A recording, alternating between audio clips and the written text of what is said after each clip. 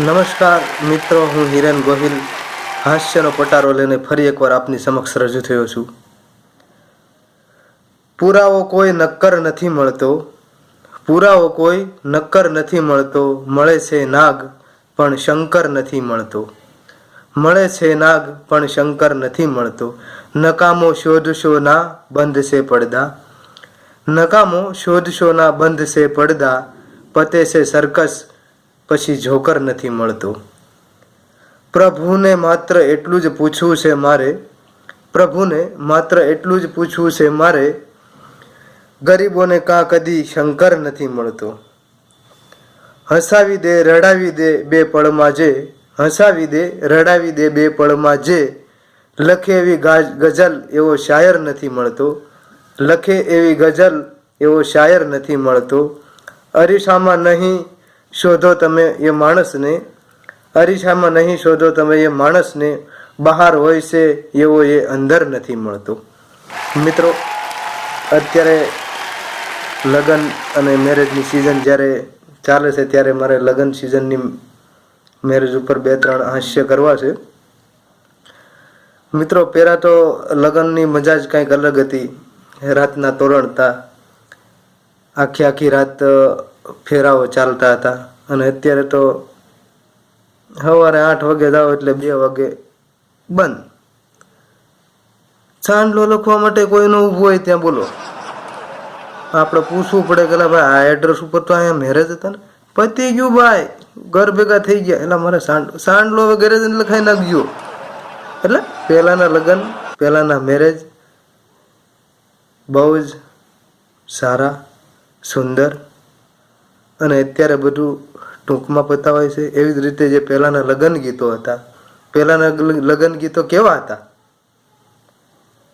પહેલાંના લગ્ન ગીતો એવા હતા કે સાહેબ એ સમજાય તો બેડો પાર થઈ જાય. અને અત્યારના અને પહેલાંના લગ્ન ગીત કેવા છે એ મારે તમને થોડું સમજાવવું છે.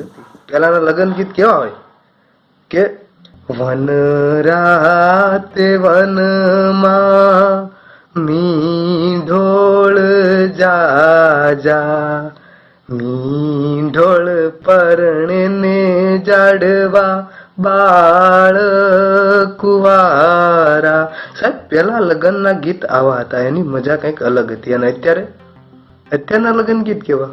મેં એક જગ્યાએ લગ્નમાં ગયો એટલે મેં ગીત સાંભળ્યું, એટલે મને તો બહુ દાંત આવ્યા સાહેબ. કેવું લગ્ન ગીત એને ગાયું? 1 ચોટલો વાળ છે, 2 ચોટલા વાળ છે, 3 ચોટલા વાળવા દેજો, જમાય મારી બેનીને કાંઈ નો કેશો. લે હા ભાઈ, તમારી બેનીને કાંઈ નથી કેવું, આમ નામ વળાવી ગયો, અમે લઈને વહી જઈએ. આમાં તમારી બેનીનું મારે કાંઈ કહેવાય? કાંઈ ન કહેવાય બાબા, અમારું કાંઈ હાલત નહીં. શું કેવું આમાં? એવું મારો એક મિત્ર છે ભંપો, એના લગ્ન થઈ ગયા એટલે હાહરિયામાં જમણવાર હતું. એટલે મને કહે, હિરણભાઈ આ વખતે હાહરિયામાં જમવાની બહુ મજા આવી ગઈ. મેં કીધું કેમ ભાઈ, એવું તો શું થયું તને મજા આવી ગઈ?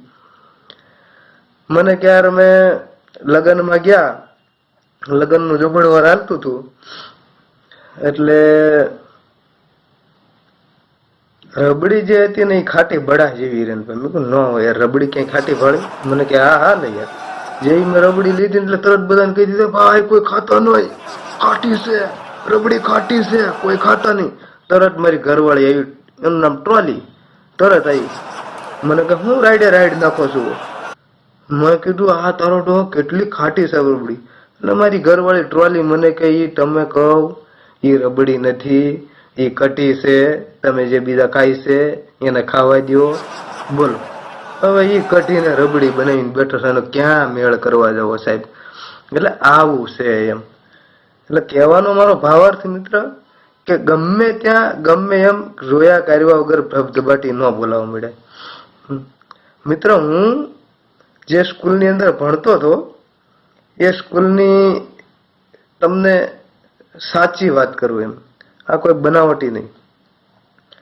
એટલે એમાં અમારા એક ગણિતના સાહેબ હતા, અને અમારી સ્કૂલની અંદર એક બેસવા માટે, જો કે બેન્ચીસ હતી, અને અમારી સ્કૂલની અંદર એક બહુ નાની હાઈટનો છોકરો હતો. અને અમારા ગણિતના સર જે હતા એ થોડાક રમૂજી એમ, એટલે સ્વાભાવિક છે કે ક્લાસની અંદર સાહેબ આવે એટલે બધા છોકરા ઊભા થઈ જાય ને, એટલે સાહેબ અંદર આવ્યા એટલે છોકરાઓ બધા થઈ ગયા, ઊભા થયા એટલે સાહેબે તરત કીધું, પેલા સાહેબ ને હું આમ વીટી ફેરવવાની આદત, એટલે વીટી ફેરવતા ફેરવતો તમે કઈક સમજો એમ, પેલા તું કેમ ઉભો નો છો એમ કરતા કરતા સાહેબ ને એની બેન્ચીસ પાસે ગયા. બેન્ચીસ પાસે ગયા એટલે સાહેબ બોલો કે હું તો ઉભો જ છું. એટલે ધીમે ધીમે સાહેબ હામ કરી, હા યાર તું તો ઉભો છો, તારી હાઈટ નાની લાગે. કે હા સાહેબ મારી હાઈટ નાની છે, હું તો ઉભો જ છું સાહેબ, તમને ત્યાંથી બેઠો દેખાવ તો હું શું કરું મારી હાઈટ. હા એ વાત તારી બરોબર, તમે કઈ સમજો એમ. હવે હું બીજી વાર નેક્સ્ટ ટાઈમ ક્લાસમાં આવું એટલે તારે બાકડા ઉપર ઉભું થઈ જવું એમ, એટલે મને ખબર પડે એમ કે તું ઉભો છો એમ. બોલો લ્યો, આમાં આવું છે સાહેબ, ગમે ત્યારે ગમે ત્યારે બાકડા ઉપર કરી દે. એક બાબા હતા એટલે છોકરાને પૂછ્યું, બોલ તારે શું જોવે છે એમ. એટલે છોકરાએ કીધું કે સાહેબ બાબા મારે એક સરસ મજાની છોકરી જોવે છે. बाबा के अच्छा बेटा, छोकरो के हाँ बाबा. बाबा के बोल बेटा, अगर तू हिंदू होगा तो सोनाक्षी सिन्हा दूंगा, अगर तू मुस्लिम होगा तो कैटरीना कैफ दूंगा, अगर तू सिख होगा तो अनुष्का शर्मा दूंगा, अगर तू ईसाई होगा तो तेरे को जेनेलिया दूंगा. बोल बेटा तेरा नाम क्या है बच्चा, बता तेरा नाम क्या है. એટલે બોલો છોકરો થોડોક હોશિયારી મારવા ગયો. હું એટલે છોકરાએ તરત કીધું, બાબા મેરા નામ હે મોહમ્મદ વિજયસિંહ ફર્નાન્ડિસ. એટલે બાબા પાછો એનથી વિચિત્ર હોય ને, પાછા બાબા ક્યારે બન્યા હોય. બાબા કે બચ્ચા બહુ જ્યાદા દિમાગ લગા રહા है, उसको मायावती दे दो. બોલો આમાં હું એ ફાવીને ગયો, આમાં કઈ ફાવીને જાય કરે. આમાં જયારે આવી રીતે ગુજરાતી હાસ્યની વાત આવે છે ત્યારે મને જાદવ બાબા પણ યાદ આવે છે. તો હું થોડું ઘણું જાદવ બાબાની કોશિશ કરીશ, તો થોડું ઘણું મને સાથ સહકાર આપવા વિનંતી છે. જો જાદવ બાબા કદાચ આ ઇલેક્શનની અંદર મોદીનું કઈ ભાષણ કરતા હોય તો કેવી રીતે બોલે એમ. બોલ શ્રી ભાગવત ભગવાન की जय. मैं भाइयों बहनों મને એક મોકો આપો, હું એવી ટેકનોલોજી લાવીશ કે હવેથી ભારતમાં વરસાદ પણ પડશે તો સ્માર્ટ પડશે, એ પણ જરૂરી હોય એટલો જ પડશે, રોડ પર નહીં પડે. વધારાનું પાણી ઓટોમેટિક તળાવમાં અને ડેમમાં જતું રહેશે, જેથી ખેતી સારી અને રોડ પણ સાફ સફાઈ વાળા રહેશે અને રોડને પણ નુકસાની નહીં થાય. લોકોને પાણીની સમસ્યા પણ હલ થઈ જશે અને આપોઆપ તે અપલોડ થઈ જશે. લે એટલે આમાં બધું મિત્ર આવું ગમે ત્યારે ગમે ત્યાં હોય છે. એક ગર્લફ્રેન્ડ એના બોયફ્રેન્ડને મળવા આવી, એટલે એનો બોયફ્રેન્ડ મળ્યો એટલે ગર્લફ્રેન્ડે તરત કીધું કે હું પર્સ ઘરે ભૂલી ગઈ છું. એટલે છોકરો પાછો એની રીતે તૈયાર હોય ને, એવું હાજી લે 10 રૂપિયા, રિક્ષા બંધાવી, ઘરે જા, પર્સ લઈને આવી. બોલો જો આમાં ક્યાં કોણ કોને કેવી રીતે, આમાં કઈ સમજાતું જ નથી સાહેબ. અમારા ભંપો છે ને, ભંપો એ ડોક્ટર પાસે ગયો. ડોક્ટર પાસે ગયો અને ડોક્ટરને કીધું, સાહેબ મારે લાંબી જિંદગી જીવી છે, એવી કંઈક મને દવા આપો. ડોક્ટર કીધું એમ કે હા. એટલે ડોક્ટર સાહેબે કીધું, તમારા લગ્ન થઈ ગયા? ના સાહેબ મારા લગ્ન નથી થયા હજી. એવું? હા. એટલે ડોક્ટરે એને કીધું, ભાઈ તમે લગ્ન કરી લ્યો. એટલે પંપાએ કીધું, કેમ લગ્ન કરી લેવાથી લાંબુ જીવન થઈ જાય? એટલે ડોક્ટરે કીધું, ના જીવન તો લાંબુ નહીં થાય, પણ તમને જે જીવન જીવવાની આશા છે એ તમારી પૂરી થઈ જાય, એટલે જીવન તમારું લાંબુ નહીં થાય. એટલે ગમે ત્યાં ડોક્ટર પાસે આવા કડવા અનુભવ થતા હોય છે એમ. એક ભાઈ ડોક્ટર પાસે ગયા અને ડોક્ટરને કીધું મને ક્યારેક ક્યારેક માણસ નથી દેખાતો. ડોક્ટર સાહેબે કીધું હા હારું ન હોય એવું, તમને માણસ નથી દેખાતો? કેમ માણસ નથી દેખાતો? ક્યારે નથી દેખાતો? એટલે ઓલો કે સાહેબ હું જયારે ફોન કરું ને ત્યારે માણસ નથી દેખાતો. અરે ભાઈ ડોક્ટર કે ફોન કરીને ત્યારે તને હું કોઈને માણસ ન દેખાય સાહેબ. બોલો આવી આવી આવી સમસ્યાઓ લઈને ડોક્ટર પાસે જઈને ડોક્ટર ને કઠોળ ચડાવવાને શું કરવું બોલો, શું કરવું બોલો? આને 2 ઇન્જેક્શન ઓલા ઢોરના મારી દેવા કે પછી શું કરવું એ જ નથી સમજાતું એમ. એટલે આ કળયુગ છે. કળયુગ ની અંદર ગમે આવા લઈને આવો બોલો. સતયુગ ની અંદર આપણે એમ કેવી કે રાજા હરિશ્ચંદ્ર હતા, એને કોઈ દી કેમ ઝઘડો ન થતો, બરોબર? પણ રાજા હરિશ્ચંદ્ર નો કોઈ દિવસ ઝઘડો ન થતો એના 3 કારણ છે સાહેબ. રાજા હરિશ્ચંદ્ર હતા ને એના જીવનમાં કોઈ દિવસ ખોટું નથી બોલ્યા. એમ એમની પત્ની તારામતી હતી ને એ પણ એમની સાથે કોઈ દિવસ ખોટું નથી બોલી. અને બીજા નંબરમાં એને કોઈ દિવસ 3 આ સવાલ નથી કર્યા કે જેથી કરીને ઝઘડો ઉભો ન થાય. કયા સવાલ? કે એને કોઈ દી એના પતિ એટલે કે હરિશ્ચંદ્ર રાજાને કોઈ દિવસ એમ નથી કીધું તમે ક્યાં જાવ છો એમ. અને અત્યારની આપડી સવારમાં ખાલી તમે રોજ લીગલી કપડા પહેરતા હો અને તમે આમ નવા કપડા પહેરો એટલે તરત કે કઈ બાજુ જવાનો પ્લાન છે? હવે એલા બાપા ક્યાંય જવાનો પ્લાન નથી, ઓલા કપડાનું ખિસ્સું ફાટી ગયું છે એટલે આ નવાઈ ન પહેરવા અમારે. બોલો.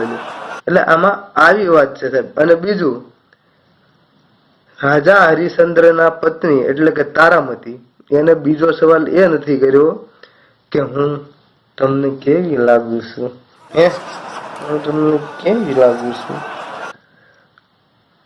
અને આપણે અત્યારના રોજ ડ્રેસ પહેરતી હોય અને એક દિવસ લેરી હાડી પહેરી દે એટલે તરત ન પૂછ્યું હોય તો એમ આમ હાથ સુધી તમારા મોઢું સડાઈને બેસે.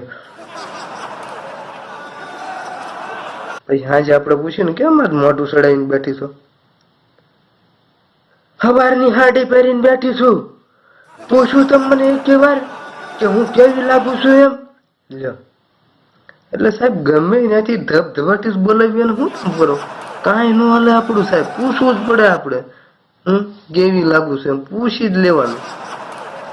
અને રાજા હરિશ્ચંદ્રના પત્ની તારામતીએ ત્રીજો સવાલ એ નથી કર્યો.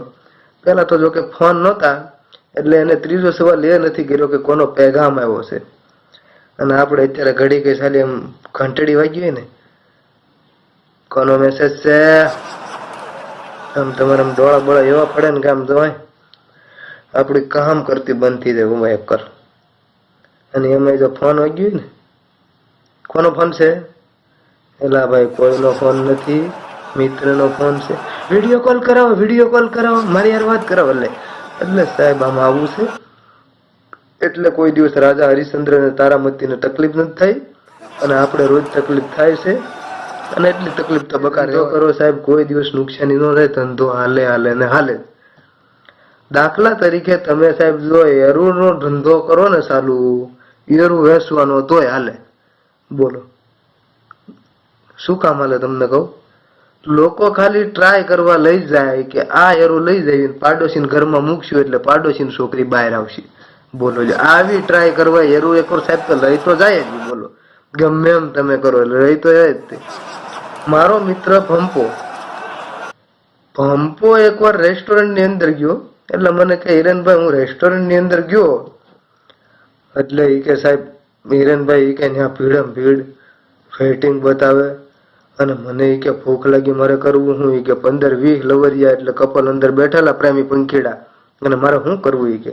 મેં કીધું તો કાંઈ ન કરે ને પછી તું આમને વીએ હોશ ને પાછો જમ્યા વગર. મને કે હિરેનભાઈ હું જમ્યા વગર આવું, હું ભંપો કાઠિયાવાડી. એ વાત હજી તે વળે એવું પાછું શું કર્યું તું જમીને? કાંઈ નહીં હિરેનભાઈ, ખાલી ખોટો આમ ફોન લીધો અને અવળું ફરીને કીધું કાકા ઈ આયા છે કોકની હારે બેઠી છે, તમે ફટાફટ આવો, ફટાફટ આવડિયા હોટલમાં ફટાફટ આવો તમે. પછી હિરેનભાઈ મેં પાછું વળીને જોઈને ત્યાં તો 7-8 કપલ ગાયબ હો. પછી કે શાંતિથી બેઠો, કાઠિયાવાડી ખાડી ખાધી અને જમીન વિયાવો ઈ કે. મેં કીધું ભાઈ પંપો એટલે પંપો હો ભાઈ તું. હું પંપો છું, વિયાવન પણ જમીન. મેં કીધું વિયાવાય જ તે ને ભાઈ, તારી તો કઈ વાત ન થાય. એટલે એક છોકરો હતો એક છોકરો હતો, એને ગુરુજીને એને પૂછ્યું કે ગુરુજી, તે ગુરુજી કે બોલો બચ્ચા. ગુરુજી, સુંદર સ્ત્રી હોય, ગોરી હોય, ઊંચી હોય, બુદ્ધિશાળી હોય, પતિને સમજતી હોય અને પતિ સાથે કોઈ દિવસ કજ્જો ન કરતી હોય, એને શું કહેવાય?